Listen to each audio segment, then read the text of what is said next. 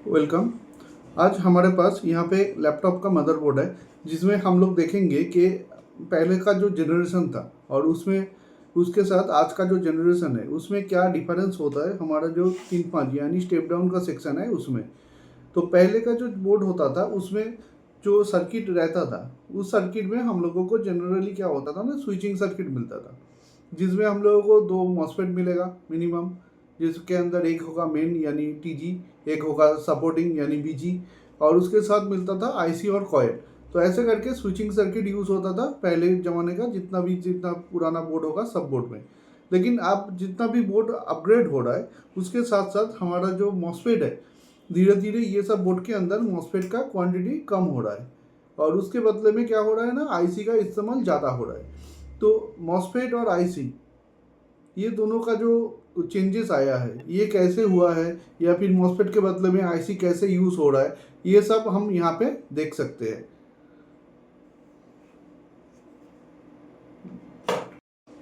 तो कैसे चेंजेस होगा वो यहाँ पे हम लोग देखेंगे। तो सबसे पहले अगर हम लोग पुराना वाला बोर्ड लेते हैं, मतलब जिसमें लो जनरेशन होगा, या फिर वैसा वाला जो सर्किट होता है जिसमें मॉसफेट लगा के स्विचिंग किया जाता है, तो उसका सप्लाई कैसे आएगा। तो ये जो बोर्ड है इसमें देखिए, यहाँ पे प्रोसेसर के थोड़ा दूर जो है, ये दोनों कॉइल यहाँ पे हमारा स्टेप डाउन के लिए यानी 3-5 वोल्ट के लिए दिया हुआ है। तो इसके साथ कौन सा मॉसफेट कनेक्टेड है, इसको पहले हम लोग एक बार ट्रेस आउट कर लेंगे, फिर उसके बाद उसका जो बाकी का कनेक्शन है वो चेकआउट करेंगे।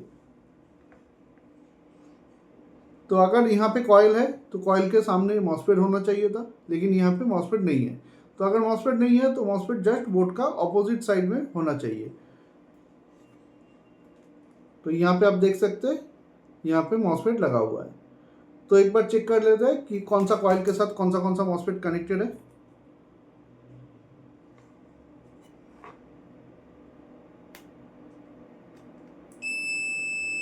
तो देख सकते हैं ये वाला मॉसफेट यहाँ पे कनेक्टेड है। तो दो मॉसफेट यहाँ पे है, दोनों में से एक का सोर्स कनेक्टेड है और इस मॉसफेट का ड्रेन कनेक्टेड है। तो जिसका सोर्स कनेक्टेड होता है वो होता है टीजी, और जिसका ड्रेन कनेक्टेड होता है वो होता है बीजी। तो इसका सोर्स है, मतलब ये हो गया हमारा टीजी यानी टॉप गेट। तो अगर टॉप गेट होगा तो इसका जो ड्रेन होगा उसके साथ हमारा जो V प्लस का यानी पावर एसआरसी का जो रेजिस्टेंस होता है वो कनेक्टेड होता है। तो अगर हम लोग उसको चेक करेंगे तो देखिए ये यहाँ पे कनेक्टेड दिखा रहा है। तो मतलब यहाँ से 19 वोल्ट इसमें इन होगा, होने के बाद इधर से 3 वोल्ट या 5 वोल्ट आउट होगा, फिर वही वोल्टेज सेम हमारा बीजी मॉसफेट का ड्रेन में जाता है, और इसका जो सोर्स होता है वो ग्राउंड रहता है। तो ऐसे करके ये यहाँ पे कनेक्टेड होगा।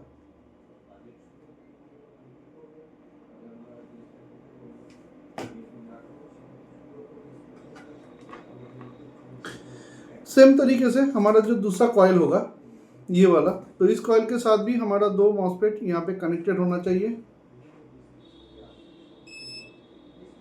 तो इस मॉसफेट का देखिए यहाँ पे ड्रेन कनेक्टेड है, और ये वाला मॉसफेट का सोर्स कनेक्टेड है। तो जिसका सोर्स होता है वो टीजी होता है, तो टीजी का जो ड्रेन होगा वो 19 वोल्ट यानी V प्लस के साथ कनेक्टेड होगा, और ये बीजी का जो सोर्स है वो ग्राउंड होगा। तो ये ऐसे यहाँ पे कनेक्टेड होता है। तो ऐसे करके हमारा जितना भी लो जनरेशन का बोर्ड है उसमें दो चार मॉसफेट होगा, एक 5 वोल्ट के लिए और एक 3 वोल्ट के लिए।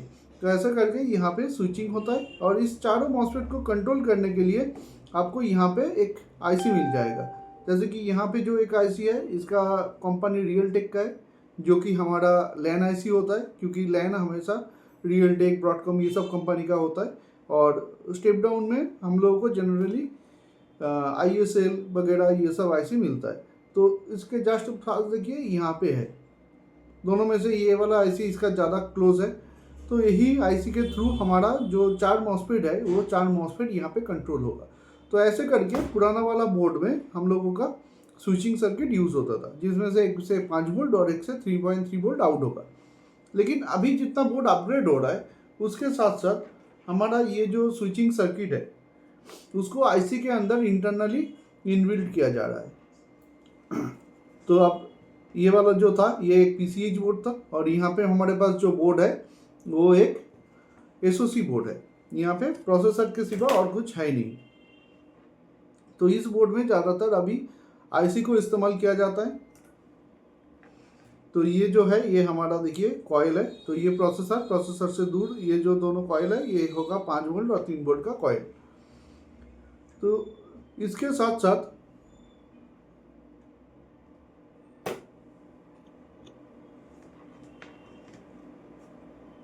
यहाँ पे जो IC है वो कनेक्टेड होना चाहिए।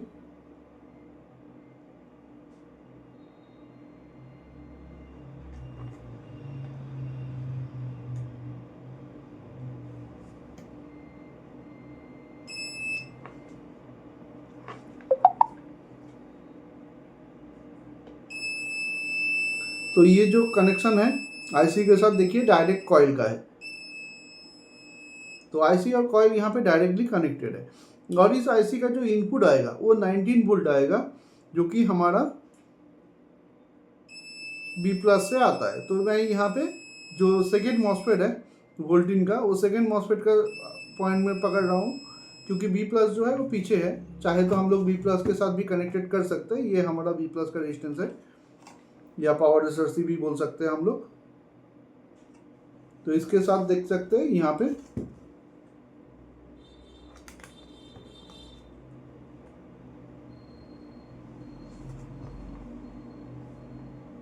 ये कॉइल कनेक्टेड है, और इसके साथ साथ ये वाला कॉइल भी यहाँ पे कनेक्टेड है। तो यहाँ पे दो छोटा छोटा कॉइल यूज हुआ है SMD।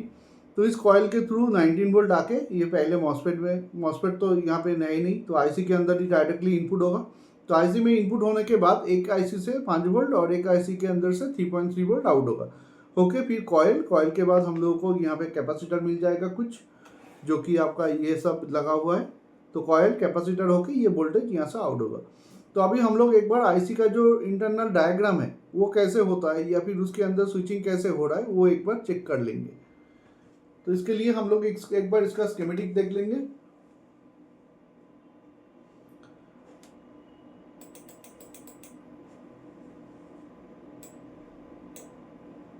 तो ये जो है ये हमारा IC है। तो इस IC में क्या हो रहा है ना, यहाँ पे एक सप्लाई आ रहा है जो कि B+ से आ रहा है, जैसे आप देख सकते हैं। तो B+ से जो वोल्टेज आ रहा है वो यहाँ पे 8 नंबर पिन पे इनपुट हो रहा है, और सेम वोल्टेज B+ से और एक यहाँ से आ रहा है। तो एक डायरेक्टली कॉइल थ्रू होके आ रहा है और एक बीच में रेजिस्टेंस लगा हुआ है, तो यहाँ से भी आ रहा है। तो जैसे कि आप देख सकते हैं कि 8 नंबर पिन पे पहले वोल्टेज इन होगा, इन होने के बाद यहाँ से वोल्टेज आएगा, फिर उसके बाद आउटपुट होगा इसका जो 10 नंबर पिन होता है, जिसको हम लोग नॉर्मली LX नाम से जानते हैं। तो LX का जो पिन है उस पिन से हमारा वोल्टेज आउट होगा ये। लेकिन इसको आउट होने के लिए पहले इसको एनाबल चाहिए, जो कि हमारा 1 नंबर पिन पे ये 3 वोल्ट 5 वोल्ट एनाबल नाम से आ रहा है। तो ये 3 वोल्ट 5 वोल्ट एनाबल का जो वोल्टेज है ये कहाँ से आएगा ना, ये जनरली IO से आता है, यानी हम लोग IO या सुपर IO या एम्बेडेड कंट्रोलर जो भी बोल सकते हैं। तो सबसे पहले इसका वर्किंग प्रोसीड्यूर जो होता है ये थोड़ा सा यहाँ पे चेंज हुआ है, क्योंकि इसके अंदर मॉसफेट को इनबिल्ट किया गया है, और IC का कॉन्सेप्ट भी इसके अंदर ही है। मतलब एक IC और 2 TGVG मॉसफेट, तीनों को मिला के ये टोटल पैकेज वाला IC बनाया गया है। तो इसके लिए पहले 19 वोल्ट आएगा, जो कि एक कॉइल होके यहाँ पे आ रहा है। आने के बाद ये इन होगा, फिर उसके बाद इस IC का जो 5 नंबर पिन है उसमें से एक LDO नाम का वोल्टेज आउट होगा, जिसमें आप लोगों को 3.3 वोल्ट मिल जाएगा।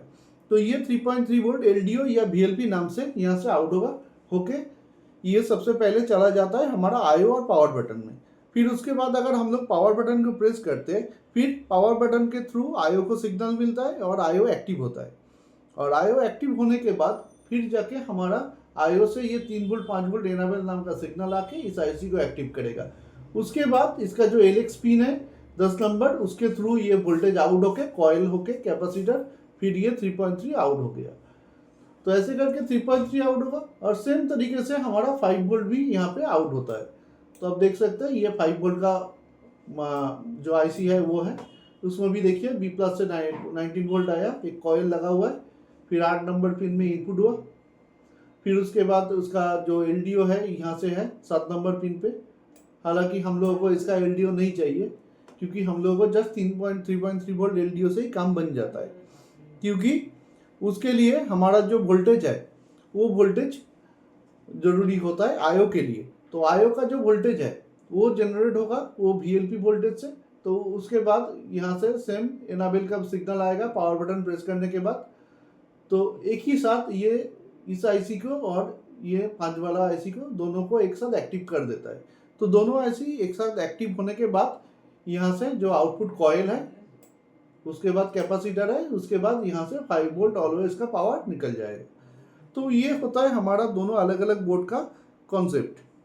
तो एक में पहले हम लोग सप्लाई देने के बाद ऑटोमेटिकली वोल्टेज आउट हो जाता था, तो उसमें कुछ एनाबेल करने का ज़रूरत नहीं पड़ता, जो कि हमारा ये पीसीएच बोर्ड या डुअल ब्रिज बोर्ड में ज़्यादातर यूज़ होता था। एसओसी बोर्ड में भी बहुत सारा बोर्ड में ऐसा कंसेप्ट यूज़ हुआ है, लेकिन उसके बाद का जो जनरेशन है उसमें या अभी लो जनरेशन में भी बहुत सारा बोर्ड में अगर न्यू मैन्युफैक्चरिंग है तो उसमें भी ये नया वाला सर्किट यूज़ कर रहा है। तो ऐसे करके ये सर्किट का जो चेंजेस आया है ये हुआ है। और अभी ज़्यादातर बोर्ड में हम लोगों को ऐसे ही कॉयल और कॉयल के पास डायरेक्ट आईसी होके ये स्विचिंग सर्किट मिल रहा है। और ये सिर्फ हमारा स्टेप डाउन नहीं है, कोई भी सेक्शन में हो सकता है। और यहाँ पे ज़्यादातर खराब होने का मतलब है या तो स्टेप डाउन का आईसी खराब होगा या फिर उसका जो आउटपुट है वो शॉर्ट होगा। तो ऐसे करके हम लोग इसको आइडेंटिफाई कर सकते हैं।